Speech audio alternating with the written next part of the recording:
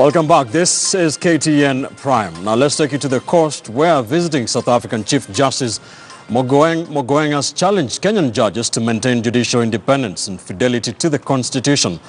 Mogoeng was speaking in Mombasa at the official opening of this year's annual Judges Colloquium. Kenyan Chief Justice David Maraga continued his onslaught on Parliament for slashing the judiciary's budget by more than half. KTN's Francis Mtalaki was there. The last couple of months have seen the Kenyan government intensify its war on corruption, a move which was lauded by the visiting South African Chief Justice Mogoeng, who lauded on Kenyan judges to treat all litigants equally as they discharge their duties. The need for members of the judiciary to be incorruptible.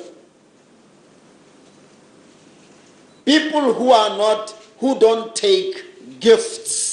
Another version says, who don't take bribe. However difficult it may be post-retirement, it should never occur to you that, oh, how do I prepare for my retirement? It's only 20% that I'm going to get after retirement. How am I going to survive? And the rich and powerful are aware of it, and they happen to have a case before you, and they say, here is $1 million American. All you have to do, and people don't have to know, decide it in my favor or in the favor of so and so.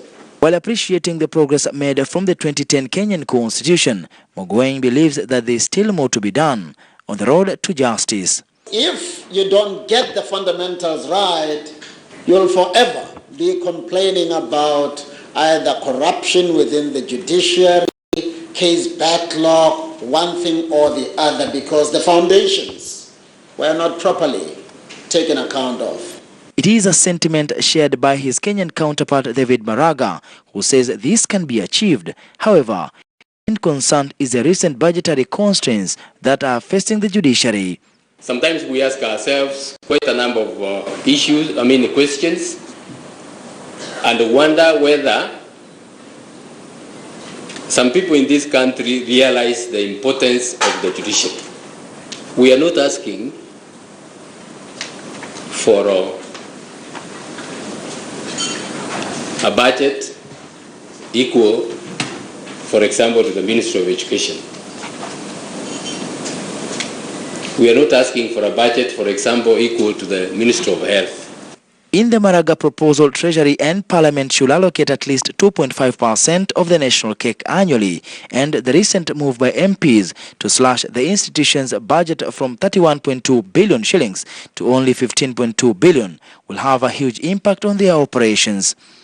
We are taking up the matter, and I believe that we are going to resolve the issue, and I want you to bear with us.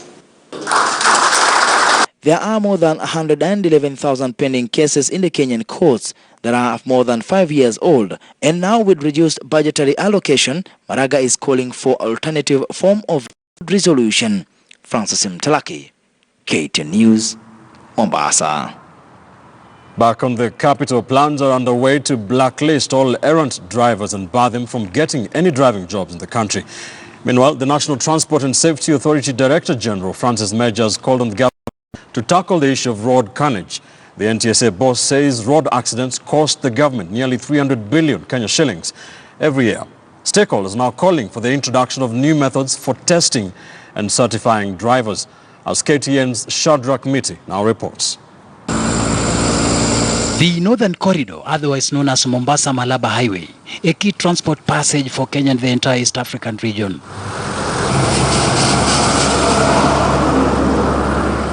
It is a highway that has recorded a high number of accidents and fatalities.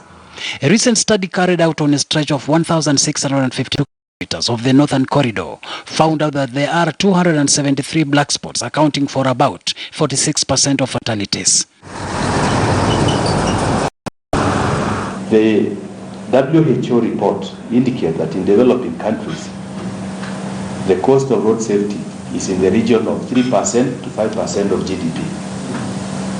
If you were to calculate the Kenya situation, that will translate to about 350 billion Kenya shillings. Worryingly though are statistics that 85% of the road accidents are caused by human error. And it was perhaps due to such findings that on Monday, Pioneer Road Safety Consultants, Checkmate and the NTSA launched a wellness program for long-distance drivers. The program, which focuses largely on the need to ensure wellness and health of drivers. Ajali mingi zinatokana ni kwa sababu ya dereva mwenyewe. Dereva anaweza ajali ama anaweza sababisha ajali. Watu kiona statistics karibu 90%, asilimia 90 ni kwa sababu ya decision dereva anatake. NTSA says human error is the main cause of road accidents, with only 10% being attributed to mechanical issues. Hence the need to look at the lifestyle of the drivers. And for the first time, we now have a driving school curriculum. And we are actually working on a program to blacklist all drivers, such as the ones we are talking about. So that anybody who wants to hire a driver can have a database where you can go and check the behavior of this driver. If you are caught 3 times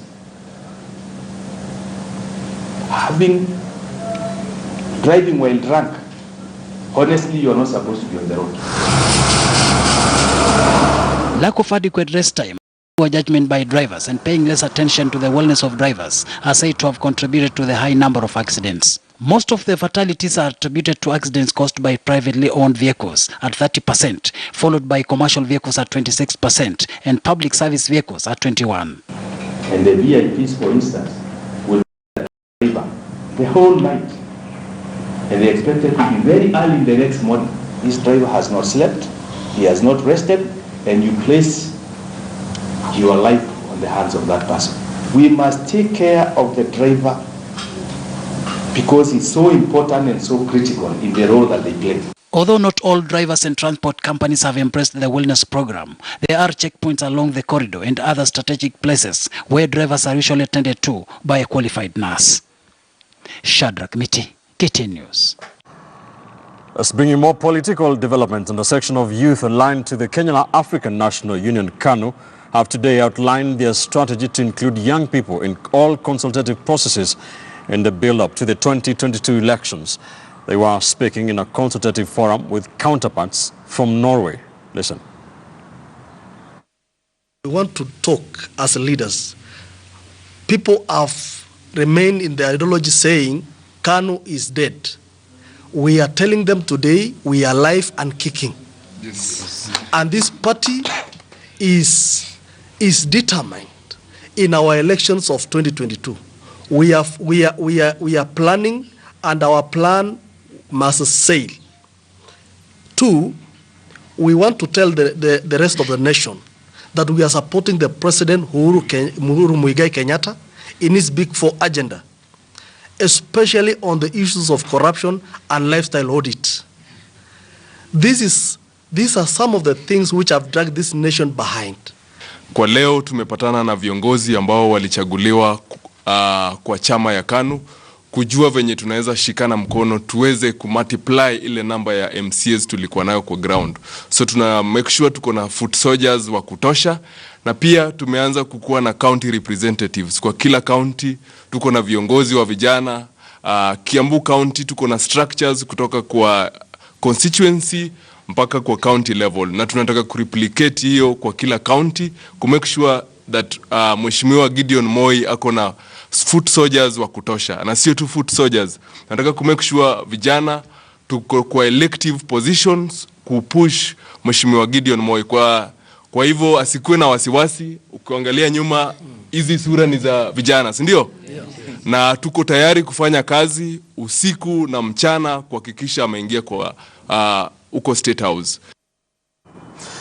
Let's cross over to Uganda now, and tear gas and live bullets rocked the streets of the capital, Kampala, as police and the army battled to contain rioters protesting over the incarceration of Chadondo East MP Robert Chagulanyi, better known as Bobi Wine. The crowds demand Bobi Wine's release from custody. Reports indicate that the youthful lawmaker is set to be court-martialed. The protesters accuse the government of arresting and torturing MPs Bobi Wine, Francis Zaki and others who were arrested in Arua last Monday, following fracas during campaigns for area parliamentary by-elections. Here is a report from our sister station in Uganda, NBS. Business in Bugembe town came to a standstill as protesters took to the streets over the continued incarceration of Chadondo East legislator Robert Chagulanyi. Jinja Municipality East MP Paul Mwiru, Ntungamo Municipality MP Gerard Karuhanga, among others, were arrested on the final day of campaigns for the Arua Municipality by-election last week. The protesters, majorly youths and women, burnt tires in the middle of the busy Jinja-Iganga highway, disrupting traffic. Armed with placards with inscriptions denouncing governments resolute to charge the opposition politicians with what they call trumped-up charges, the disgruntled youths started their march from Mombasa Road, chanting "People Power, Our Power" slogans. Hastily swung into action to disperse the rowdy crowd that had started to build.